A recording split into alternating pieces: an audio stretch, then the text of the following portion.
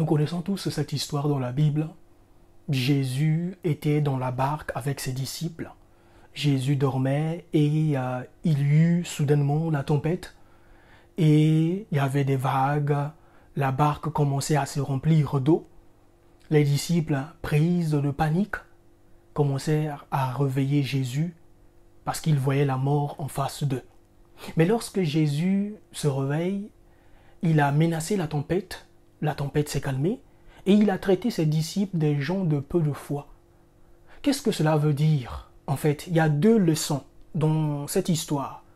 La première des choses, le mariage, la promotion, le voyage, la vie de rêve que tu souhaites et que tu demandes constamment à Dieu, toutes ces choses dorment. Oui, mais le plus souvent c'est que lorsque nous demandons ces choses, lorsque nous sommes en manque de ces choses, on a tendance à se plaindre. Mais on a tendance à se lamenter. Mais on se lamente envers des mauvaises personnes. On se lamente envers des personnes qui ne peuvent même pas nous aider. Or que ce que tu dois faire, c'est de se lamenter envers la personne, ou bien c'est de dire, d'exprimer toute ta frustration envers la personne qui a la capacité de se lever et de menacer l'ouragan pour que tu aies ce que tu veux. La première leçon. La deuxième leçon, c'est qu'il faut savoir que tous les événements, toutes les situations négatives ou positives que tu traverses dans ta vie, aucune situation n'est éternelle. Aucune situation n'est éternelle, que chaque chose a une fin. Et lorsque Dieu se lève dans ta vie, lorsque celui qui arrête l'ouragan va se lever dans ta vie, ces choses-là prendront fin. Je ne sais pas quel âge as-tu, mais depuis que tu es né jusqu'aujourd'hui, tu es sûr que tu n'as pas traversé une situation difficile? Ou bien encore, une question qui peut nous parler tous. Ta maman, lorsqu'elle avait des douleurs, des contractions pour te mettre au monde, est-ce que une fois que tu es sorti, une fois que tu es venu au monde, est-ce que jusqu'aujourd'hui ta maman a toujours des contractions, des douleurs qu'elle ressentait lorsque tu étais dans son ventre? Non. Chaque chose, chaque situation est éphémère. Chaque situation est éphémère. Donc tu dois préparer ton cerveau en ayant la foi que ce que je traverse, même si les situations semblent me montrer le contraire, mais je sais une chose, que lorsque celui qui calme la tempête va se lever, cette situation prendra fin dans ma vie.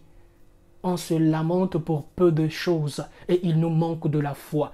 À partir d'aujourd'hui, pour n'importe quelle situation que tu es en train de demander à Dieu, rassure-toi de demander, de réveiller celui qui dort. De réveiller celui qui dort. Oui, parce que ton travail peut-être dort, mais c'est Jésus qui doit se lever pour menacer afin que tu aies le travail. Peut-être ton mariage, peut-être ton voyage se trouve entre les mains de Jésus. Donc c'est lui que tu dois réveiller pour qu'il se lève et que tu aies ce que tu demandes à Dieu. Mais ne te trompe pas. Ne va pas te lamenter à gauche et à droite. Tu vas perdre ton temps et ton énergie. Cherche à réveiller la personne qui calme la tempête, cherche à réveiller la personne qui calme la tempête et ainsi développe, cultive ta foi, que ce sont seulement les événements malheureux ne durent pas. Mais ceux qui durent, ce sont des personnes qui résistent aux adversités. Que Dieu te bénisse et qu'il te garde. Lisons la parole de Dieu qui se trouve dans le livre de Matthieu au chapitre 4, le verset 9. Il est écrit: et il lui dit, je te donnerai toutes ces choses si tu te prosternes et m'adores. Le diable demande à Jésus dans le désert de se prosterner devant lui et de l'adorer. Chose qui est impossible, non?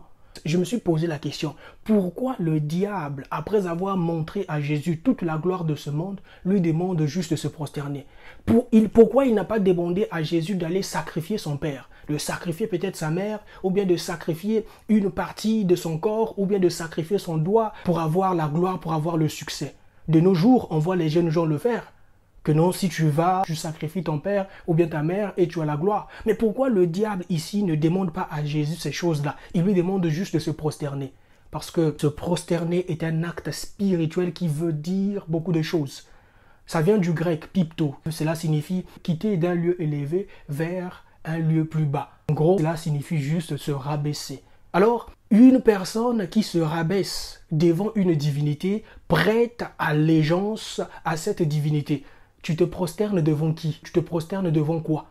Il faut savoir que dès lors que tu te prosternes, même sans pourtant ouvrir ta bouche, tu prêtes allégeance à cette divinité ou bien à cette personne. Ici, le diable demandait que Jésus puisse prêter allégeance, puisse adorer, puisse élever le diable, afin que, à la fin, le diable donne à Jésus la gloire et l'honneur de ce monde. Chose qui est impossible. Mais aujourd'hui, combien sont ces jeunes pour percer dans la musique, pour percer dans le football, pour percer dans n'importe quel domaine, sont en train d'aller prêter allégeance à des choses qu'on leur demande juste que non, tu viens, on va juste te laver au bord de la rivière et paf, tu auras tout le succès que tu veux. Faites très attention. À toi, chrétien qui me suis, il faut savoir que celui qui aime Dieu se prosterne. On peut se dire que oui, moi j'aime prier allongé, j'aime prier. La prière n'a rien à voir avec des positions. Tu as raison.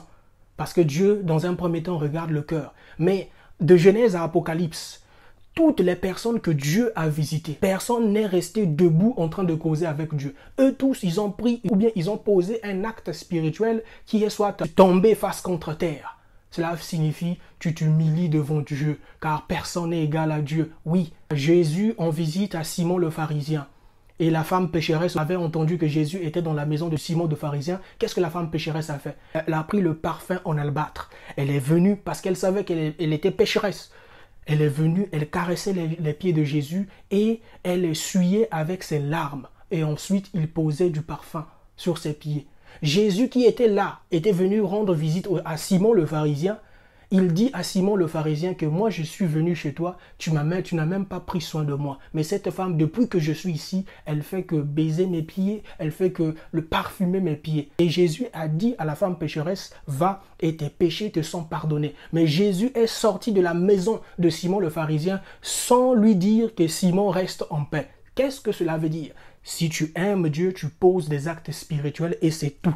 Et la parole de Dieu dit que celui qui s'abaisse sera élevé. Alors, si tu veux avoir le succès de ce monde, si tu veux avoir la gloire de ce monde, choisis bien à qui tu vas te prosterner.